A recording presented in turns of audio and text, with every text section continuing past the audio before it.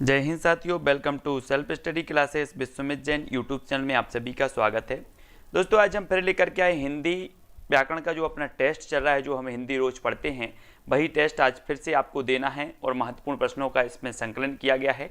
तो 4 विकल्प आपकी स्क्रीन पर होते हैं, एक प्रश्न होता है और उसमें 4 विकल्प होते हैं, तब एक प्रश्न का चयन आपको करना होता है। डेली अपना ये टेस्ट चलता है रात्रि 10:10 पर, हिंदी से संबंधित, हिंदी व्याकरण से संबंधित, ठीक है, जिसमें अनेकों लोग इसमें शामिल होते हैं और उत्तर बताने का प्रयास करते हैं, अपना आकलन करते हैं, ठीक है। तो जो भी साथी नए हैं वो चैनल को सब्सक्राइब कर लेना, वीडियो को लाइक कर देना, ठीक है। और टेलीग्राम ग्रुप से जुड़ना है, टेलीग्राम ग्रुप से जुड़ने के लिए आपको टेलीग्राम ऐप डाउनलोड करना है, फिर उसमें सर्च करना है IAS स्टडी ट्रैक और ज्वाइन हो जाना है। तो आज की क्लास स्टार्ट करते हैं और आपको उत्तर देना है फटाफट से। आपका पहला प्रश्न आपकी स्क्रीन पर है, वाच्य कहलाते हैं, क्या कहलाते हैं? सर्वनाम के भेद, क्रिया के विधान, संज्ञा के भेद या इनमें से कोई नहीं। तो वाच्य क्या कहलाते हैं, तब उत्तर बताएंगे। सभी लोग उत्तर बताना है कि वाच्य जो कहलाते हैं वो क्या कहलाते हैं। 4 विकल्प हैं, संज्ञा के भेद कहलाते हैं, या फिर क्रिया के विधान, या संज्ञा के सर्वनाम के भेद। तब सभी लोग उत्तर बताएंगे। 4 विकल्प में से हमें चयन करना होता है कि वाच्य कहलाते क्या हैं। जल्दी से बताएं, सभी लोगों को आंसर बताना है, एक एक उत्तर बताना है। तो आपका बिल्कुल जो राइट आंसर अधिकांश लोग बता रहे हैं, है ना, वो क्या बता रहे हैं? वो बता रहे हैं विकल्प नंबर बी, यानी कि क्रिया के जो विधान हैं वो वाच्य कहलाते हैं। क्रिया के विधान वाच्य कहलाते हैं। बी नंबर आपका बिल्कुल सही हो जाएगा, ठीक है। बी नंबर जिन्होंने बताया है उनका आंसर बिल्कुल सही है। अगला क्वेश्चन है, वाच्य के कितने भेद हैं? वाच्य के भेद बताना है। वाच्य के भेद कितने होते हैं? 1, 2, 3 या फिर 4? तो वाच्य के भेद सभी लोग कमेंट में लिखेंगे। तब अधिकांश लोग जो उत्तर बता रहे हैं कि जो वाच्य के भेद होते हैं वो होते हैं 3, है ना। कर्तृवाच्य, भाववाच्य, कर्मवाच्य, ये सभी जो वाच्य के भेद हैं, यानी कि 3 होते हैं भाव, है ना।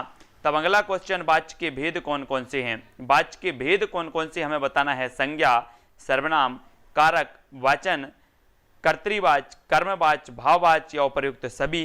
तो राइट आंसर बताना है। प्रश्न क्रमांक है आपका, वाच्य के भेद कौन से हैं। आपकी स्क्रीन पर 4 विकल्प दिए हैं, उत्तर आपको बताना है। 4 विकल्प में से एक का चयन करेंगे, तब आपका राइट आंसर क्या हो जाएगा। तब अधिकांश लोगों ने जो उत्तर बताया है वो बताया है विकल्प नंबर 3, यानी कि कर्तृवाच्य, कर्मवाच्य और भाववाच्य, ये वाच्य के 3 प्रकार होते हैं, ठीक है।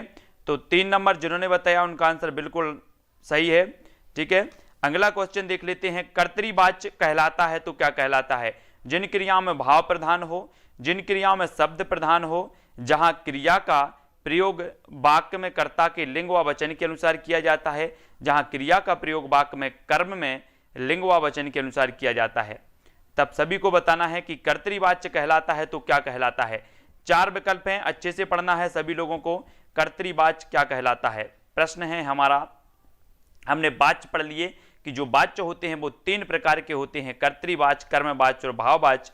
और अब आपको बताना है, आपका उत्तर हो जाएगा विकल्प नंबर 3, जहां क्रिया का प्रयोग वाक्य में कर्ता के लिंग व वचन के अनुसार प्रयोग किया जाता है, वहां आपका होता है कर्तृवाच्य, यानी कि विकल्प नंबर जो सी है वो बिल्कुल सही होगा, ठीक है। हमसे किताब पढ़ी जाती है, इसमें वाच्य है तो कौन सा है? कर्तृवाच्य है, कर्मवाच्य है, भाववाच्य है, इनमें से कोई नहीं। तो हमसे किताब पढ़ी जाती है, हमसे किताब पढ़ी जाती है, तो इसमें कौन सा वाच्य हो जाएगा? तब 4 विकल्प में से उत्तर बताना है, सभी लोग बताएंगे। आपका राइट आंसर क्या होगा? हमसे किताब पढ़ी जाती है। तो 4 विकल्प आपकी स्क्रीन पर हैं, आपको उत्तर बताना है, ठीक है। कंप्यूटर बाबा लॉक कर दिया जाए, कौन सा विकल्प लॉक कर दिया जाए, सभी लोग बताएंगे। 1 नंबर आपका कट सकता है यहां से और आपका राइट आंसर हो जाएगा कर्मवाच्य। कर्मवाच्य यानी कि विकल्प नंबर जो आपका बी है, विकल्प नंबर 2 है, वो इसका सही होगा। अगला क्वेश्चन आपकी स्क्रीन पर है, भाववाच्य में प्रधान होता है तो क्या होता है? भाववाच्य में प्रधान होता है तो क्या होता है? कर्म होता है, शब्द होता है, भाव होता है या फिर कर्ता होता है। 4 विकल्प में से एक का विकल्प आपको बताना है, तो किसे लॉक कर दिया जाए? 4 विकल्प में से सभी लोग बताएंगे किसे लॉक कर दिया जाए, फटाक से बताना है। 4 विकल्प हैं, भाववाच्य में प्रधान होता है तो क्या होता है? 1, 2, 3 या फिर 4, इस प्रकार से आपके विकल्प हैं और आपको विकल्प का चयन करना है।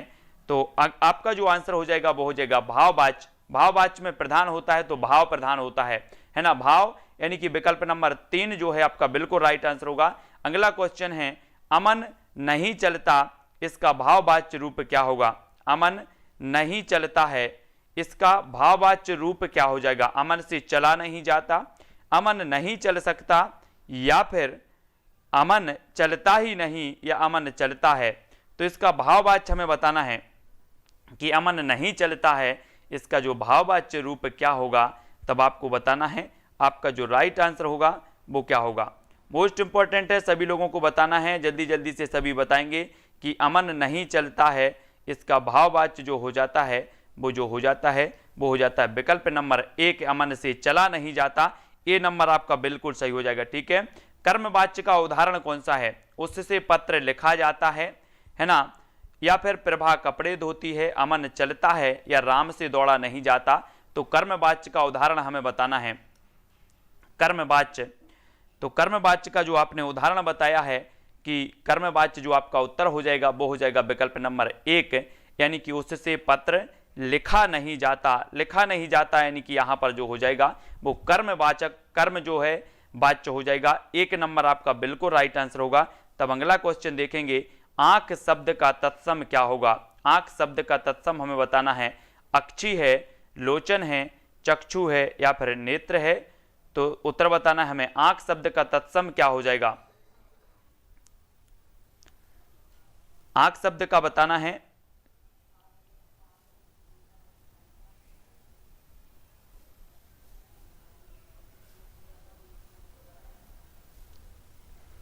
आंख शब्द का सभी लोग बताएंगे, आंख शब्द का तत्सम क्या हो जाएगा? मोस्ट इंपॉर्टेंट है, सभी को बताना है। तब आपका जो राइट आंसर होगा वो क्या होगा? आंख शब्द का अक्षी है, लोचन है, चक्षु है, या फिर और कुछ है। तो आपका उत्तर होगा अक्षी। अक्षी यानी कि विकल्प नंबर जो 1 है वो बिल्कुल राइट आंसर होगा। ठीक है, आंख शब्द का तत्सम जो होता है वो होता है अक्षी, यानी विकल्प नंबर जो 1 है बिल्कुल आपने सही बताया है ना। अंगुली का तद्भव रूप क्या होगा? अंगुली का तद्भव रूप हमें बताना है। 4 विकल्पों में से सभी लोग आंसर बताएंगे, जल्दी जल्दी से आंसर बताना है। अंगुली का तद्भव रूप क्या होगा? तो आपका जो आंसर हो जाएगा साथियों वो हो जाएगा उंगली। उंगली यानी जो विकल्प नंबर 1 है वो राइट आंसर होगा। अंगुली का तत्सम, अंगुली का तद्भव होता है उंगली, है ना। उंगली, उंगली होती ए वाली उंगली। ए वाली उंगली जो है पावर्ग का व्यंजन नहीं है। तो पावर्ग का आपको व्यंजन नहीं है तो कौन सा नहीं है? फा, बा, मा, या फिर ना। आपने वर्णमाला पढ़ी है और वर्णमाला में जो है स्पर्श व्यंजन पढ़े हैं। स्पर्श व्यंजन जो होते हैं 25 होते हैं। 25 में हम 5 वर्गों में रखते हैं, कचट तप, का वर्ग, च वर्ग, ट वर्ग, पा वर्ग, है ना। कचट तप, ता वर्ग और पा वर्ग, ये वर्ग होते हैं। आपको पा वर्ग का व्यंजन नहीं है तो बताना है, तब आपका उत्तर हो जाएगा ना। ना यानी कि जो विकल्प नंबर 4 है वो बिल्कुल राइट आंसर होगा, 4 नंबर। ठीक है, हाँ 4 नंबर आपका सही है। किस शब्द में उपसर्ग का प्रयोग हुआ है? उपकार में, पढ़ाई में, लाभदायक में, या फिर अपनापन में। तो उपसर्ग का प्रयोग बताना है किस में हुआ है। तब अधिकांश लोग बिल्कुल सही उत्तर बता रहे हैं। आपका जो राइट आंसर हो जाएगा वो क्या हो जाएगा? उपकार। उपकार यानी कि जो विकल्प नंबर 1 है बिल्कुल सही है। उपकार में आपका सही आंसर हो जाएगा, है ना। अगला देखो, निम्न में से कौन सा अर्धविराम का चिन्ह है? अर्धविराम चिन्ह बताना है कौन सा है। 4 विकल्प हैं आपके सामने, 4 चिन्ह हैं आपको दिए हैं। अर्धविराम का चिन्ह सभी को बताना है। चिन्ह भी आपकी परीक्षा में पूछ लिए जाते हैं, है ना। विराम चिन्ह, और विराम चिन्हों में हमें बताना होता है कि जो अर्धविराम का चिन्ह है वो अर्धविराम का चिन्ह कौन सा है। तब आपका राइट आंसर क्या होगा? अर्धविराम बताना है। तो आपका बिल्कुल सही होगा कौन सा? विकल्प नंबर 4। विकल्प नंबर जो 4 है वो सही हो जाएगा। ये अर्धविराम कहलाता है, 4 नंबर। ठीक है, बहुत बढ़िया आंसर। अगला क्वेश्चन देखो, निम्न में से विराम चिन्ह नहीं है तो विराम चिन्ह कौन सा नहीं है? अवतरण, अल्प विराम, पूर्ण विराम, या फिर निर्देशक चिन्ह। तो विराम चिन्ह कौन सा नहीं है? विराम चिन्ह हमें बताना है।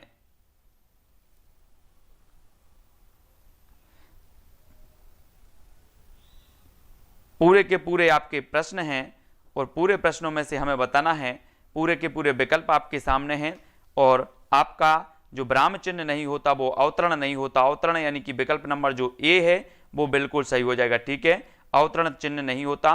तब अगला क्वेश्चन आपकी स्क्रीन पर वाक्य के घटक होते हैं तो कितने होते हैं, जल्दी से बताना है। वाक्य के घटक होते हैं उद्देश्य और विधेय, कर्ता और क्रिया, कर्म और क्रिया, संज्ञा और सर्वनाम। तो वाक्य के जो घटक होते हैं वो कौन से होते हैं, 4 चयन करना है, वाक्य के घटक हमें बताना है। तब आपको जल्दी से बताओ, वाक्य के घटक बताएंगे।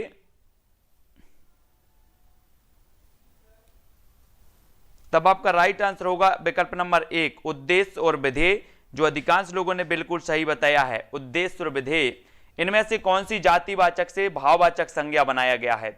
कौन सा वाक्य ऐसा है जिसमें जातिवाचक संज्ञा से भाववाचक संज्ञा उसको बनाया गया है? कठोरता को, बुढ़ापा को, अपनापन को या फिर सजावट को, किसे बनाया गया है? जल्दी से सभी लोग बताएंगे फटाक से कि इनमें से कौन सी जातिवाचक संज्ञा से भाववाचक संज्ञा बनाया गया है। अच्छे से देना है। तो उत्तर क्या हो जाएगा? अगला आपका उत्तर होगा बुढ़ापा। बुढ़ापा यानी कि बी नंबर सही हो जाएगा, ठीक है, हाँ, बहुत बढ़िया आंसर, बी नंबर बिल्कुल सही है। अगला क्वेश्चन देख लेते हैं। अगला क्वेश्चन है चिरायु में प्रयुक्त उपसर्ग कौन सा है? यू है, आयु है, ची है या फिर चिर है? तो 4 विकल्प में से आपको बताना है।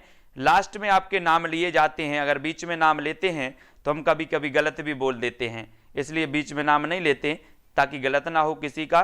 चिरायु में प्रयुक्त उपसर्ग है यू है, आयु है, ची है या फिर चिर है? तब आपका हाँ बिल्कुल देखा है ओपी जी, आपका जो आंसर हो जाएगा चिर। चिर यानी कि 4 नंबर आपका सही होगा, है ना, चिर। ए चिरायु में प्रयुक्त उपसर्ग माना जाएगा चिर, तो ए 4 नंबर आपका बिल्कुल राइट आंसर है, ठीक है, 4 नंबर। अगला देख लेते हैं बेइंसाफी में प्रयुक्त उपसर्ग कौन सा है? बेई, बेइन, इन या फिर बे?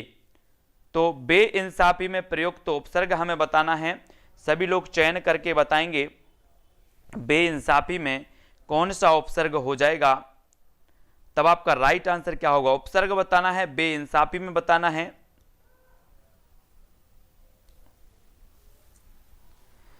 तो बिल्कुल राइट आंसर बे। बे यानी कि विकल्प नंबर 1 आपका बिल्कुल सही है, ठीक है। बढ़ते हैं आगे की ओर। पुरोहित में उपसर्ग है तो कौन सा है? पुरोहित। पुरोहित में उपसर्ग बताना है, पुर, पुराह, पुरा या फिर पुरो? पुर, पुराह, पुरा या पुरो? इसमें 4 में बताना है पुरोहित में उपसर्ग कौन सा होता है ना।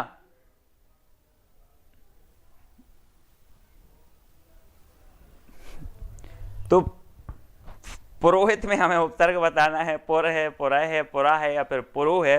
तो आपका जो लास्ट आंसर हो जाएगा, जो आपका उत्तर हो जाएगा वो होगा पुरा है। पुरा है यानी कि पुरोहित में उपसर्ग होता है पुरा है। 2 नंबर आपका बिल्कुल सही होगा, ठीक है। 2 जिसने बताया उनका आंसर बिल्कुल सही होगा। अगला क्वेश्चन है निम्न में से तत्सम शब्द का चयन कीजिए। तो बारात है, वर्षा है, आंसू है या फिर हाथी है? तो जल्दी से बताओ, तत्सम शब्द का चयन करना है। तत्सम शब्द कौन सा है? जल्दी से बताएंगे। तत्सम शब्द, तत्सम शब्द आपका जो हो जाएगा साथियों, 4 विकल्प में से एक का चयन जो आपने किया है वो किया है वर्षा। वर्षा यानी कि आपका जो विकल्प नंबर बी है, बी नंबर, वो बिल्कुल सही होगा, वर्षा, है ना। अब वर्षा मत लिखना वर्षा, नहीं तो बड़ा बार लगा के सरसा कर दो, वर्षा। वर्षा होता है वर्षा, वाह, है ना, ये तत्सम माना जाता है, बी नंबर। अगला क्वेश्चन है राम घर गया उसने मां को देखा का संयुक्त वाक्य होगा तो कौन सा होगा? संयुक्त वाक्य बताना है। राम घर गया उसने मां को देखा, संयुक्त वाक्य क्या होगा? राम घर गया अतः उसने मां को देखा, राम ने घर जाकर मां को देखा या फिर राम घर गया और मां को देखा, राम घर गया मां को देखा। 4 विकल्प हैं, 4 में से एक जल्दी बताना है। हाँ, सभी को बताना है कि राम घर गया और उसने मां को देखा संयुक्त वाक्य होगा तो कौन सा होगा? तब 4 विकल्प हैं, 4 में से आंसर बताना है। 4 का जो आपका उत्तर हो जाएगा वो क्या हो जाएगा? वो हो जाएगा विकल्प नंबर 3 राम घर गया और मां को देखा। राम घर गया और मां को देखा, यानी कि जो विकल्प नंबर आपका सी है वो बिल्कुल राइट आंसर होगा, सी नंबर हो जाएगा। कंफ्यूज नहीं होना मिश्र वाक्य, सरल वाक्य और संयुक्त वाक्य में, तो आपका जो हो जाएगा 3 नंबर, राम घर गया और मां को देखा, है ना। विरोध करना के लिए सही मुहावरा है तो कौन सा है? विरोध करना, सिर झुकाना, सिर कटाना, सिर उठाना या फिर सिर चढ़ाना। विरोध करना के बताना है, जल्दी से सभी बताएंगे विरोध करना के लिए सही मुहावरा कौन सा हो जाएगा। तब आपका राइट आंसर क्या होगा? विरोध करना के लिए सही मुहावरा है तो कौन सा मुहावरा है? सिर झुकाना, सिर कटा सकते हैं लेकिन सिर झुका सकते नहीं, तो सिर झुकाना है कि सिर कटाना है कि सिर उठाना है कि सिर चढ़ाना है? ये सिर वाली बात है साहब, ये तो सिर के ऊपर से ही जाती है ना। सिर वाली बात है, सिर के ऊपर से जाती है, तो सिर उठाना यानी कि विरोध करना। अपन बोलते ना उसका बड़ा सिर उठ गया है आजकल, तो आपका सिर उठाना बिल्कुल राइट आंसर होगा, सी नंबर। ठीक है, सी नंबर आपका सही हो जाएगा। अगला क्वेश्चन, इनमें से कौन सा शब्द समूहवाचक प्रत्यय नहीं है? तो समूहवाचक प्रत्यय कौन सा नहीं है? प्रेस है, वर्ग है, लोग है या फिर गण है? तो आपका उत्तर बताना, इनमें से कौन सा शब्द समूहवाचक नहीं है? बताना नहीं है ना, अच्छे से पढ़ना। नहीं है तो कौन सा नहीं है? प्रेस नहीं है, वर्ग नहीं है, लोग नहीं है या फिर गण नहीं है, तो समूहवाचक नहीं है बताएंगे सभी लोग। तब आपका जो राइट आंसर हो जाएगा, कौन सा नहीं है समूहवाचक?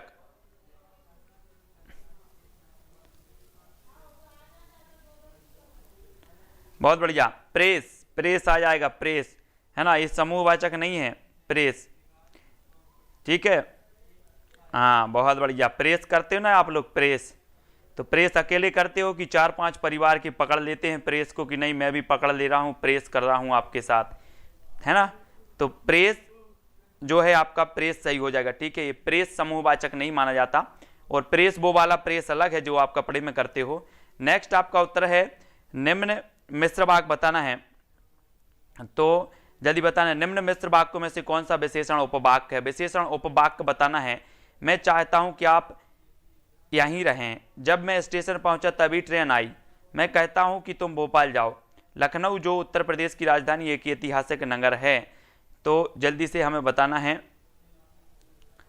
हाँ, मैं चाहता हूं कि आप यहीं रहें। मिश्र वाक्य बताना है, मिश्र बताना है, तब आपका मिश्र क्या हो जाएगा? तो अधिकांश लोगों ने उत्तर बता दिया है कि लखनऊ जो उत्तर प्रदेश की राजधानी है एक ऐतिहासिक नगर है ना। ये मिश्र वाक्यों में से कौन सा विशेषण उपवाक्य है? विशेषण उपवाक्य यहां पर बताना था, तो डी नंबर आपका सही हो जाएगा। ये सारे के सारे मिश्र वाक्य हैं यहां पर, और मिश्र वाक्यों में से विशेषण उपवाक्य जो हो जाएगा वो हो जाएगा विकल्प नंबर 4। ठीक है, हाँ 4 नंबर सही हो जाएगा। अगला क्वेश्चन है, उसने कहा कि मैं घर जाऊंगा, वाक्य है, तो किस प्रकार का वाक्य है? उसने कहा कि मैं घर जाऊंगा और मैंने बोला कि आप घर चले जाना, है ना, और वहां जाकर के क्या बनाना? खाना बनाना। तो उसने कहा कि मैं घर जाऊंगा, ये संयुक्त वाक्य है, प्रश्नवाचक है, सरल है या मिश्र वाक्य है? तब आपका राइट आंसर हो जाएगा, तो क्या होगा? उसने कहा कि मैं घर जाऊंगा, ये किस प्रकार का वाक्य माना जाएगा, है ना। अपन पढ़ते हैं ना, एक सरल सी ट्रिक सी पढ़ लेते हैं, ट्रिक बताते हैं कि सर की आया है, की, तो की आया है मिश्र वाक्य हो जाएगा, है ना। ऐसे बताते हैं कि ए शब्द आते हैं तो वहां पर मिश्र वाक्य होता है, ए आते हैं तो संयुक्त तो होता है। ठीक है, सरल वाक्य तो सब पहचानते ही हैं, लेकिन यहाँ पर तो की आ गया, की, तो की आया है तो विकल्प नंबर 4 यानी मिश्र वाक्य हो जाएगा। ठीक है, हाँ, पवित्र में कौन सी संधि है? अयादि संधि है, यण संधि है, गुण संधि है या फिर दीर्घ संधि है? पवित्र में बताना है, तो जल्दी से बताएंगे पवित्र। तब आपका आंसर क्या हो जाएगा? संधि सभी ने पढ़ी हैं, लेकिन संधि हमसे नहीं बनती हैं, इसलिए पवित्र में संधि सभी लोग बताएंगे कि संधि कौन सी है पवित्र में। तो जो आपका जो आंसर हो जाएगा वो हो जाएगा क्या? अयादि संधि। अयादि यानी कि जो विकल्प नंबर 1 है वो इसका सही हो जाएगा, 1 नंबर। ठीक है, हाँ बहुत बढ़िया। जिन्होंने 1 बताया है उनका आंसर सही है, जिन्होंने 2 बताया है उनका आंशिक सही नहीं है, है ना। तब आपको बताना है इनमें से अपादान कारक की विभक्ति क्या है? अपादान कारक की बताना है। सभी लोग पढ़ते थे ना वो कर्ता ने कर्म को करण से के द्वारा, ये सभी पढ़ते थे, वो ही है ये अपादान कारक। कारक पढ़ना है। कारक 8 प्रकार के माने गए हिंदी में, और अपादान कारक की जो विभक्ति है के लिए है कि ने है कि से है या फिर को है, तब आपका प्रश्न हमें बताना है इनमें से अपादान कारक की जो विभक्ति मानी जाएगी वो क्या मान ली जाएगी, वो मान ली जाएगी से, यानी कि आपका से सही हो जाएगा, से। ठीक है, अगले क्वेश्चन की ओर बढ़ते हैं। पाठशाला किस प्रकार का शब्द है? पाठशाला जाते हो सभी लोग कि नहीं? एक बालक की प्रथम पाठशाला मानी जाती है, उसके माता पिता माने जाते हैं, उसका परिवार, उसका घर माना जाता है प्रथम पाठशाला। और यहाँ पर वही पाठशाला की हम बात कर रहे हैं कि पाठशाला किस प्रकार का शब्द है? यौगिक है, योग रूढ़ है, या इनमें से कोई नहीं? रूढ़, यौगिक, योग रूढ़ हम पढ़ते हैं कि जिसका जो है अलग अलग करने पर जिसके कोई अर्थ ना निकले, दो खंड अलग अलग करने पर, खंडों में विभक्त करने पर जिसका कोई व्यवस्थित अर्थ ना निकले वो रूढ़ है ना। जिसका खंड करने पर अगर कोई अर्थ निकलता है दोनों खंडों का, तो वो क्या है? यौगिक है। और जिसका तीसरा अर्थ निकलता है वो क्या है? योग रूढ़, यानी कि बहुब्रीहि समास के जो जितने भी उदाहरण होते हैं वो योग रूढ़ होते हैं। अगला क्वेश्चन देख लेते हैं। अगला जो अपना क्वेश्चन है विकल्प नंबर 1 जो है बिल्कुल आपका सही हो जाएगा। अगला क्वेश्चन आपकी स्क्रीन पर है। अरे उसने कमाल कर दिया। अपन कहते ना घर में, अरे उसने तो कमाल कर दिया, है ना, नेट की एग्जाम अच्छे नंबर से पास की है, तो अरे उसने तो कमाल कर दिया इच्छावाचक है, प्रश्नवाचक है, विस्मयादि बोधक है, या इनमें से कोई नहीं है? तब आपका राइट आंसर जो हमें बताना है, तो उत्तर क्या हो जाएगा? सभी लोगों को उत्तर बताना है। अरे उसने कमाल कर दिया, तो आपका राइट आंसर हो जाएगा विस्मयादि बोधक, है ना, विस्मय बोधक है। तो विस्मय हो रहा है ना, विस्मय है ना, आश्चर्य हो रहा है। तो आपका जो विकल्प नंबर विस्मय 3 नंबर है बिल्कुल सही हो जाएगा, 3 नंबर। और अगला है निम्न वाक्य में संयुक्त वाक्य कौन सा है? संयुक्त बताना है। और ये संयुक्त और विमुक्त और ये मिश्र, ये सारे बहुत, है ना, तो बहुत अपन को परेशान करते हैं ये संयुक्त और मिश्र और सरल। तो आपको बताना है कि निम्न में से वाक्य में संयुक्त वाक्य कौन सा है? एक आपने परिवार पढ़ा होगा, एमपी टेट ग्रेड 3 में एक परिवार नामक एक क्या है? परिवार और मेरे मित्र नामक एक टॉपिक है जिसमें परिवार पढ़ते हैं, संयुक्त परिवार और एकाकी परिवार अपन पढ़ते हैं। निम्न वाक्य में संयुक्त वाक्य कौन सा है? तो उसने खाना खाया और सो गया, यानी कि 4 नंबर आपका बिल्कुल राइट होगा। 4 नंबर, उसने खाना खाया और सो गया। भूतकाल के कितने भेद होते हैं? आपको पढ़ना है भूतकाल के जो भेद हैं वो कितने होते हैं? 5, 4, 6 या फिर 3 होते हैं। तो जल्दी से बताओ, भूतकाल के भेद बताना है। अब ऐसे भी याद कर लेते हैं। बोले उसको कितने भूत लगे थे? कितने भूत लगे थे उसको? 6 भूत लगे थे, है ना। भूत किसको लगे हैं? 6 उसको लगे हैं। अब उसको किसको लगे हैं पता नहीं है, लेकिन भूत लगे हैं। कितने लगे हैं? 6 लगे हैं। तो भूतकाल के जो भेद होंगे वो 6 होंगे, यानी कि विकल्प नंबर जो आपका 3 है वो बिल्कुल राइट आंसर हो जाएगा। ठीक है, बहुत बढ़िया। अगला क्वेश्चन देख लेते हैं। यथार्थ में कौन सी संधि है? दीर्घ है, गुण है, यण है या फिर अयादि है? तो जल्दी से बताओगे, यथार्थ में कौन सी संधि है? दीर्घ है, गुण है, यण है या फिर अयादि है?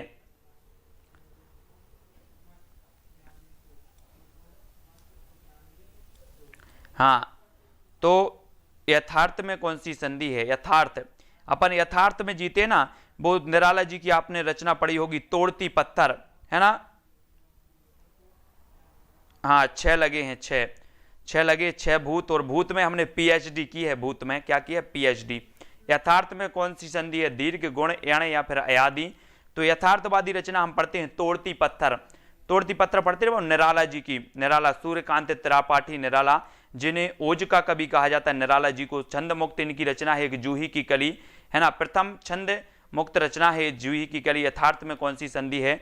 तो दीर्घ संधि हो जाएगी, दीर्घ, है ना, दीर्घ हो जाएगा। तो आपका निर्वाह में प्रयुक्त बताना, निर्वाह में प्रयुक्त जो उपसर्ग है वो कौन सा है? निर्वाह में बताना है, सभी लोग बताएंगे, है ना। तो नी होता है या फिर निरी होता है या निर होता है या नेह होता है? तो यहाँ पर जो निर्वाह भी लिखा है वो गलत लिखा है ना, लेकिन निर्वाह गलत लिख गया है, निर्वाह तो हमने पढ़ लिया था। तो आपका राइट आंसर क्या होगा? निर होगा और हलंत लगा होगा इसमें, है ना, निर्वाह में। तो आपका 3 नंबर बिल्कुल सही होगा, 3 नंबर आपका सही हो जाएगा, है ना। अगला क्वेश्चन है स्पर्श व्यंजन कितने प्रकार के होते हैं। स्पर्श व्यंजन हमें बताना है, स्पर्श व्यंजन कितने प्रकार के होते हैं, 20, 25, 30 या फिर 15। 20, 25, 30 या 15 ये कितने हो जाएंगे। स्पर्श व्यंजन कितने प्रकार के होते हैं।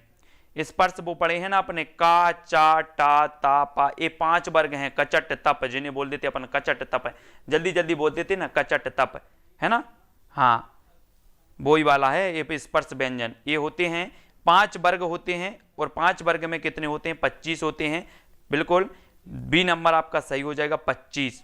ठीक है। अगला क्वेश्चन, शुद्ध वर्तनी का चयन करना है हमें। कृपा, कृपा, कृपा, कृपा या कृपा। तो जल्दी बताओ, कृपा बरस रही है ना निर्मल बाबा, कृपा बरस रही है, 2 समोसा खा लेना आप, कृपा आपके ऊपर बरस जाएगी। शुद्ध वर्तनी का चयन करना है तो आप पे कृपा जरूर बरसेगी, शुद्ध चयन करोगे तो, नहीं तो क्या हो जाएगी, फिर गड़बड़ नहीं हो जाएगी। तो शुद्ध वर्तनी का जो चयन करना है तब आपका राइट आंसर हो जाएगा वो कृपा हो जाएगा, कृपा, है ना, कृपा सही हो जाएगा। और आपकी कृपा यहां पर खत्म हो जाती है। कृपा क्या हो जाती है, खत्म। यहां पर क्वेश्चन भी खत्म हो जाते हैं, खत्म क्या हो जाते हैं, खत्म। अब कोई को डाउट तो नहीं है, कोई भी प्रश्न में सभी लोग बता देंगे, है ना, कहीं की कृपा अब नहीं बरस पा रही है, सभी लोग बताएंगे किसी भी प्रश्न में। अगर किसी को डाउट हो तो बता देना और लाइक जरूर कर देना। कुछ लोग तो लाइक नहीं कर देते हैं, पेट में दर्द हो जाएगा, है ना। निर्वाह है, बिल्कुल हाँ निर्वाह ऐसे ही लिखा जाता है। ठीक है। और नैतिक जी, नीता जी, सभी लोग लाइक जरूर करेंगे। सभी को लाइक, बिना लाइक करे किसी को भागने नहीं दिया जाएगा क्लास से। आज सभी लोग लाइक करके जाएंगे, है ना। और वीडियो को जहां तक बनता है वो शेयर जरूर करेंगे। ठीक है, बहुत बढ़िया। और पुष्पेंद्र जी, सुरेश जी और मनीषा जी, है ना, राम प्रकाश जी, आरती जी, पुष्पेंद्र जी, एस जी। ठीक है, बहुत बढ़िया। शुगर के मरीजों को खीर हाँ खिला दी निर्मल बाबा ने, हाँ। और बलराम जी, रीनू जी, आरती जी, पुष्पेंद्र, पीके जी, है ना, और बीरबल जी, राकेश जी, प्रभार बरबल जी, बहुत बढ़िया। अनिल केवट जी, मनीषा जी, पवन जी और पुष्पेंद्र जी, यशिका जी, बादरी जी। और सबसे ज़्यादा अगर पढ़ाई कोई कर रहा है तो वो पुष्पेंद्र जी कर रहे हैं। ऐसी कोई लाइव क्लास नहीं होगी यूट्यूब पर वर्ग 3 की जो पुष्पेंद्र जी ना देखते हों, है ना। कुछ नहीं मिलता दुनिया में मेहनत के बगैर, आपको अपना साया भी धूप में आने के बाद ही मिलता है, ओपीजी, है ना। ओपीजी लिख दिया करो, ऐसे जब अपन वो लिखते कोटेशन या कोई लिखते हैं तो ओपीजी नीचे ओपीजी के अनुसार, है ना। आर्यपाल जी, रूप किशोर जी, चंचल, रचना जी, करण जी, नीरज जी। ठीक है, हाँ नीरज द्विवेदी जी, आरके जी, पिंकू जी, कैमर। अभी ये पुराने नोट्स अपने चल रहे हैं, अब जब हम नए नोट्स बनाएंगे अपनी लेखनी से बनाएंगे, है ना। अपनी लेखनी मतलब टाइपिंग से बनाएंगे। व्यंजन के प्रकार ना कहें, संख्या है 25। हाँ वही हाँ सही बोल रहे हैं पूरन जी, बिल्कुल। व्यंजन के प्रकार नहीं, मतलब व्यंजनों की स्पर्श जो व्यंजन है वो उनकी संख्या। बहुत बढ़िया, है ना। बीरबल जी, प्रभात जी, आरती, राजेश जी, राम प्रकाश जी। अपनी क्लास में बहुत अच्छे अच्छे लोग हैं, अच्छा अध्ययन है सभी लोगों का, है ना। और बहुत बढ़िया, अनिल केवट जी, नीता जी, राम बाबू जी और जय श्रिया जी, आरके जी, विनोद जी, पीके जी, आरके, आर्यपाल जी, प्रीति रजक जी, बहुत बढ़िया।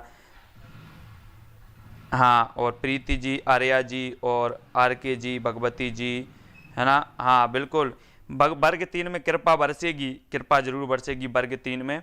बलवंत सिंह जी, पहलवान सिंह जी, पूरन सिंह जी, रमेश जी, सुरेश जी। 30 में से 19 आ गए हैं, सुरेश रावत जी, हाँ बहुत बढ़िया, धन्यवाद। आरती जी, हाँ बहुत बढ़िया। तो ललिता जी, आरती जी, पुष्पेंद्र जी, है ना, आर के जी, जय जी और राम प्रकाश जी और आर के राजपूत जी, बलराम जी, सोलंकी, बिंदु जी, पुष्पेंद्र जी। वर्ग 2 में 190 के आसपास, 190, ठीक है। पहलवान जी, बहुत बढ़िया। नीता जी और आवेश जी, प्रजापति, बिल्कुल।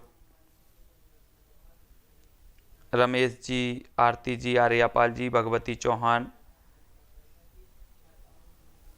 और Aarti ji, OP ji, Neeta ji, OP ji, thank you Neeta जी।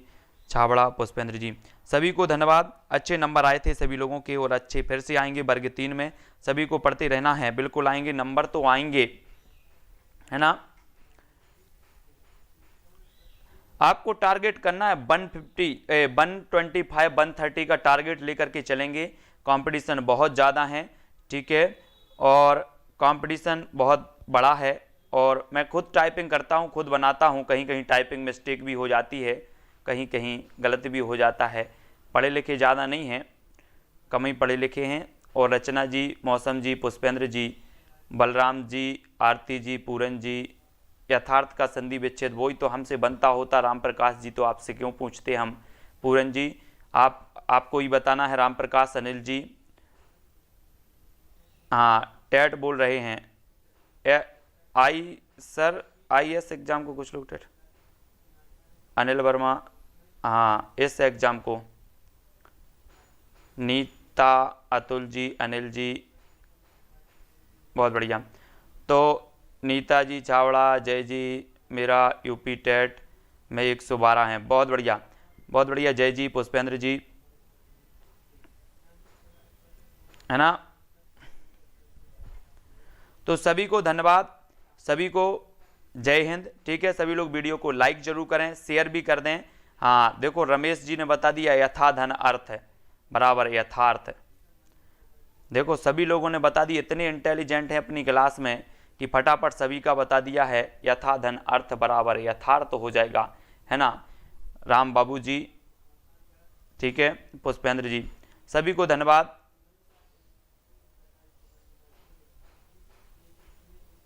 बहुत बढ़िया आर्यापार जी, थैंक यू।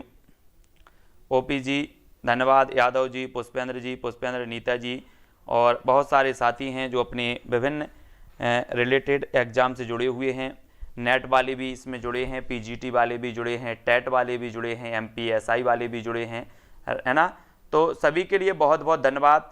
बहुत सारे स्टूडेंट हैं जो किसी ने JRF क्वालिफाई किया है, किसी ने नेट क्वालिफाई किया है, ऐसे ऐसे स्टूडेंट इस क्लास में जुड़े हुए हैं जिनका अनुभव मुझे प्राप्त है। लगभग 1-2 महीने से मैं सारी की सारी ये क्लास ले रहा हूँ, सभी के साथ में पढ़ रहे हैं, अध्ययन कर रहे हैं सभी लोग, और बहुत सारे लोग हैं, है ना। राम प्रकाश शर्मा जी, बिल्कुल कोई दिक्कत नहीं है, है ना। तो सभी के लिए धन्यवाद।